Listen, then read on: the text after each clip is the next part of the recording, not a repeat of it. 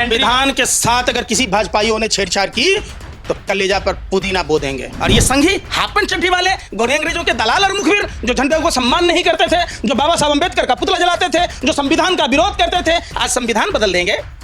घोड़े के लात का, कौए के पात का, मोदी जी के बात का कोई भरोसा नहीं है। भारत बंद का आप समर्थन करते हैं? बिल्कुल बिल्कुल, पूरे भारत के लोगों को भारत बंद का समर्थन इसलिए करना चाहिए। अभी 69,000 शिक्षकों की भर्ती का मामला उत्तर प्रदेश में देखा होगा। हम धन्यवाद करते हैं उस मौर्य को जिसने इस लड़ाई को लड़ी। और जब आपने देखा होगा भारत जोड़ो यात्रा के दौरान जब उनके नेतृत्व में राहुल गांधी जी से लोगों ने मिला, राहुल गांधी जी ने सवाल उठाई। अरे फिर सुन ही नहीं रहे। सबसे बड़ी कमी है, आज ओला उबर के लोगों से मिल के आए राहुल गांधी जी। बता दीजिए मोदी जी क्यों नहीं मिलते, बता दीजिए अमित शाह क्यों नहीं मिलते, तारा सितारा क्यों नहीं मिलता। ये तारा और सितारा देश को गर्दिश में डाल दिया है। कहिए ना तारा सितारा से कि जाइए कभी मैकेनिक का हाल पूछ के आइए, कभी ओला उबर के ड्राइवर से पूछ के आइए, कभी लोको पायलटों से मिलकर आइए, कभी छात्रों से मिलकर आइए, कभी किसानों से मिलकर आइए, कभी देश के महिलाओं से मिलकर आइए। आपको पता चलेगा कि भारत की हकीकत क्या है और आपके राज्य में आज देश किस दंश को झेल रहा है। जो काम करता है वो ड्रामा नहीं करता है। अब भरी बात, पैर धो रहे थे मोदी जी तो ड्रामा था। अरे मोदी जी पैर धो के आए थे, उत्थान के लिए काम करिए। क्या उत्थान? तो लोग कहाँ उत्थान हो रहा भाई?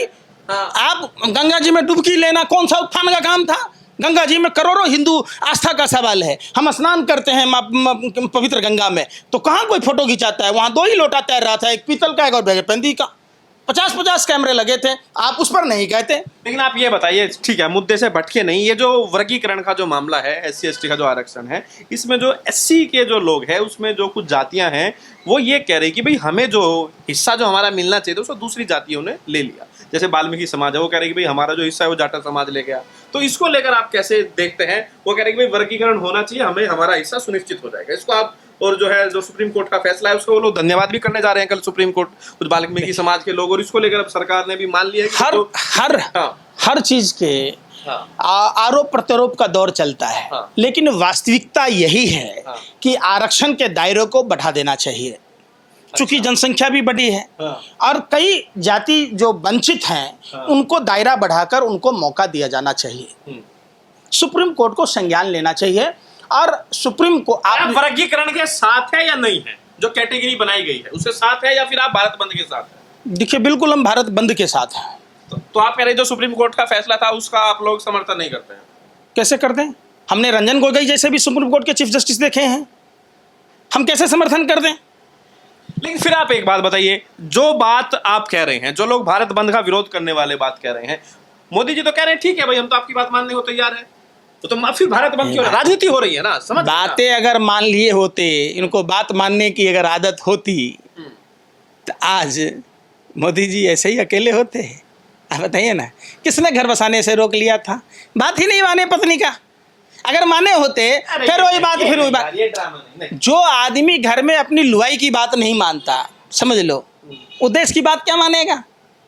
क्या माने? व्यक्तिगत। अरे फिर व्यक्तिगत, राजा का पद व्यक्तिगत नहीं होता है, सार्वजनिक होता है। और ये चीज सीखे आप रामायण से। उसका भी अपना व्यक्तिगत नहीं नहीं नहीं नहीं नहीं नहीं, राजा जब ही बना, जब राजा के पद से इस्तीफा देगा तब उसका जीवन व्यक्तिगत है। जब तक वो देश का प्रधानमंत्री है वो सार्वजनिक पद है और देश की आवाम उससे सवाल पूछेगी। और ये अधिकार कोई भी हमसे नहीं छीन सकता। यह अधिकार हमें प्रभु श्री राम ने दिया है। और प्रभु श्री राम का जब अश्वमेध यज्ञ का घोड़ा लवकुश ने पकड़ा, जब उनके पुत्र लवकुश ने पूछा कि राम की ऐसी कौन सी व्यवस्था थी कि माता सीता को वनवास का आदेश दिया गया, तो प्रभु श्री राम ने कहा एक राजा होने के नाते प्रजा के बातों को ध्यान में रखते हुए प्रजा के हितों में फैसला देना राजा का राजधर्म होता है। तो देश के प्रधानमंत्री का भी वही राजधर्म है और प्रधानमंत्री जी को ये चीज चाहिए। प्रधानमंत्री, आपको लग रहा है कि आरक्षण खतरे में है बीजेपी सरकार में? बिल्कुल है खतरे में।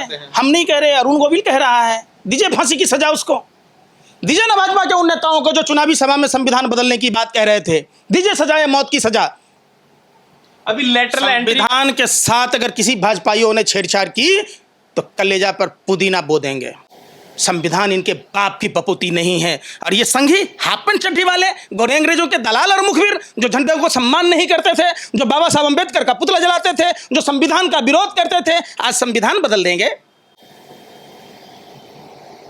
हरगिज नहीं। लालू प्रसाद यादव जी ने भी विरोध किया है लेटरल एंट्री का। वो कह रहे कि ये एक तरीका है कि जो आरक्षण है वो खत्म हो जाएगा। राहुल गांधी ने भी कहा है कि भाई इससे जो है ये जो यूपीएससी के थ्रू जो भर्तियां होती थी, अब जो लेटरल एंट्री जो सरकार लेकर आई है, ये लोक सेवा आयोग जो है इसको लेकर भी उन्होंने सवाल उठाया। उन्होंने ये भी कहा है कि जो आरएसएस के लोगों को भरने की साजिश हो रही है, इसको लेकर आप ओम बिरला की बेटी लेटरल एंट्री के थ्रू गई।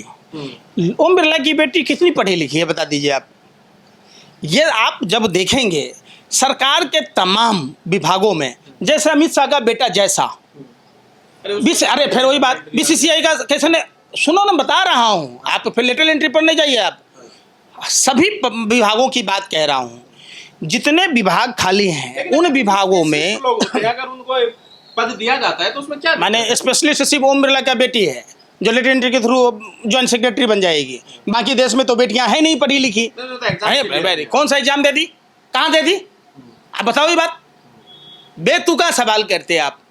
ऐसे कई लोग हैं जो आरएसएस की शाखा में जाते रहे, जो राष्ट्र विरोधी गतिविधियों में जिनके बाप दादा 1924 से ही लगे हुए थे, जिनके पुरखे के डीएनए में देशद्रोही का खून है, वो लोग आज देश को कमज़ोर कर रहे हैं। और इस एक देश के नागरिक होने के नाते, देशभक्त होने के नाते, इन देशद्रोहियों की साजिशों को बेनकाब करना हर एक सच्चे देशभक्त नागरिक का कर्तव्य है। तो आप मानते हैं लेटर एंट्री गलत है, क्योंकि उसको लेकर बीजेपी में भी विरोध हो रहा है, बिल्कुल। भी कह रही है अरे भाई, यूपीएससी काहे के लिए बना हुआ है भैया? संघ लोक सेवा आयोग क्यों, किस लिए बना हुआ है? आप बताओ ना। आपको लग रहा है इसमें जो दलित पिछड़े हैं उनका हक मारा जाएगा? बिल्कुल, सबका हक मारा जाएगा। ये सिर्फ दलित पिछड़ों की बात नहीं है, जिनके पास जो काबिल होगा उसको रखा जाएगा। आपको कैसे पता? आपको कैसे पता है किसके पास काबिल है? आप काबिल से यही है, आपको ये पता है कि हमारी बेटी है तो ये बहुत काबिल है, देश की बेटी है तो उसको कोई होता ही है। अरे कहाँ इंटरव्यू होता है, क्या होता है बता दो ना। उसमें कितने आम परिवार किसान मजदूर के बेटी गए हैं लेटरल एंट्री के द्वारा। आप देख लो, सारे भाजपा आरएसएस से जुड़े हुए लोगों या उनके जो चमचागिरी करने वाले लोग हैं, उनके बच्चे गए हैं। आपने किसी रिक्शा चलाने वाले के बच्चे को देखा हो तो बता दो। तो भारत बंद में आप शामिल है किस तारीख? बिल्कुल, पूरी ताकत के साथ, पूरी टीम के साथ, पूरे देश में अपने समर्थकों को फिर से यह आह्वान कर रहा कि जो लोग हमें समर्थन करते हैं, भारत बंद अभियान में बढ़ चढ़कर हिस्सा लें। तो आप दलित समाज के साथ हैं? क्यों नहीं है? वो हमारा भाई है, वो देश के नागरिक हैं, हम उनके साथ क्यों नहीं रहेंगे? आप सोचिए, भाजपा कसाई की दुकान है और हम सभी मुर्गा। जब एक मुर्गा को निकालता है, फरफराता है, किसी पर भी अगर भाजपा सरकार अपना जुल्म करती है तो हम सबको मिलकर तो क्या विरोध करना आप चाहिए। दिल से चाहते हैं कि आरक्षण की व्यवस्था इसी तरह से? बिल्कुल, क्यों नहीं हुआ? आप दिल से चाहते हैं? बिल्कुल दिल से चाहते हैं। दिल से किसने कहा? हनुमान जी तो हूं नहीं कि सीना फाड़ के दिखा दूं कि देखो हम तो चाहते हैं। अरे आप वो कह रहे हैं, हमारे पुरखे जयप्रकाश नारायण सामाजिक न्याय की लड़ाई लड़ चुके हैं। आपको नहीं पता होगा ये बात, कोई आज की बात नहीं है। हम देखिए, हमारे खून में न्याय है, हम भगवान चित्रगुप्त के वंशज हैं, हम तो न्याय के मानने वाले लोग हैं। वाकई वंचितों के ऊपर, आदिवासियों के ऊपर, दलितों के ऊपर, पिछड़ों के ऊपर जुल्म होता रहा है।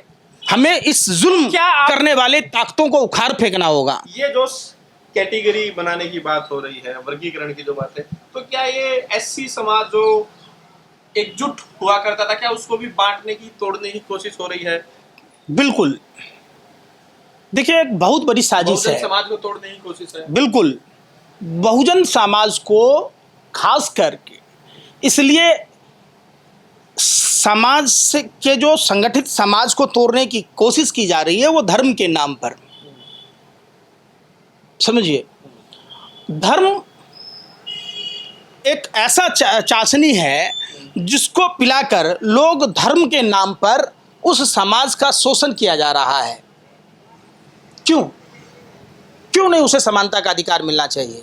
क्यों नहीं दलित और पिछड़ों को बराबरी का हक मिले? ओबीसी है भाई, वो तो खुद जो है एक ओबीसी प्रधानमंत्री बन गया तो आप नहीं मानते हैं? वाह वाह, कितना कमाल की बात कहते हैं। जिस समाज से वो आते हैं, मोदी जी ने अपनी सरकार में उसको ओबीसी में शामिल किया है। ठीक है, आप भूल जाते हैं ये बात, आप भूल जाते हैं। अरे वो ओबीसी नहीं है जिनको एसएससी जीडी का एग्ज़ाम निकाला था, रेलवे का निकाला था, जिनको नौकरियां नहीं दी जा रही निजीकरण के नाम पर, वो ओबीसी नहीं है, वो दलित नहीं है, वो पिछड़े नहीं है। आप कैसी बातें कह रहे हैं? ठीक है, तो मतलब मोटा मोटी बात यह है कि आप खुलकर समर्थन कर रहे हैं दलित समाज का और भारत बंद का। निश्चित तौर पर समाज के सभी वर्ग के लोगों को, भारत के एक एक नागरिक को इस बंद का समर्थन करना चाहिए। ये आने वाली पीढ़ी के अस्तित्व का सवाल है, ये आने वाली पीढ़ी के भविष्य का सवाल है, और ये एक्सपेरिमेंट करते रहते बारी बारी से। हम सबको मजबूती के साथ मिलकर ऐसी शक्तियों को उखाड़ फेंकना चाहिए जो हमें, हमारे समाज को बांटता हो, छलता हो, ठगता हो, झूठ बोलता हो। SC/ST भरोसा करेगा मोदी पे जो आश्वासन मिला है? बिल्कुल नहीं करेगा। अरे आश्वासन दे दिया, बहुत क्या चाहिए भाई। मोदी जी के आश्वासन पर कोई बात करता है? घोड़े के लात का, कौए के पाद का, मोदी जी के बात का कोई भरोसा नहीं है। मोदी जी की बात थी 2 करोड़ युवाओं को रोजगार देंगे हर साल से 5 गांव आदर्श बनाएगा, स्किल इंडिया की बात, महिला सुरक्षा की बात, काला धन की बात, भ्रष्टाचार की बात। तो लोग मोदी जी के हर चीज़ों को परख लिया है। काठ की हांडी बार बार नहीं चढ़ती, ये तो 2 बार चढ़ गई, अब तीसरी बार थोड़े ना चढ़ेगी गुरु। तीसरी बार भी चढ़ गई, आप सुन नहीं रहे? 2 बार चढ़ गई, तीसरी बार बैसाखी से चढ़ी, तो ये तीसरी बार चढ़ना नहीं हुआ। ये जो 2AB की सरकार है, आप समझिए, ये जो आप देख रहे हैं आंध्रा और बिहार के सहयोग से सरकार बनी है, ये मोदी जी की सरकार नहीं है। आपको तो खुश होना चाहिए ना, बिहार को इतना कुछ मिला। क्या मिला? सबसे बड़ा फ्रॉड, चीटिंग प्रधानमंत्री ने बिहार के साथ किया। भाइयों बहनों मित्रों, 1,60,000, 1,65,000 जो बोली लगा के आया था, फूटी कौड़ी नहीं दिया। आज से 9 साल पहले, अरे सुन रहे, कोई बजट में ऐलान नहीं हुआ, सुन ही नहीं रहे।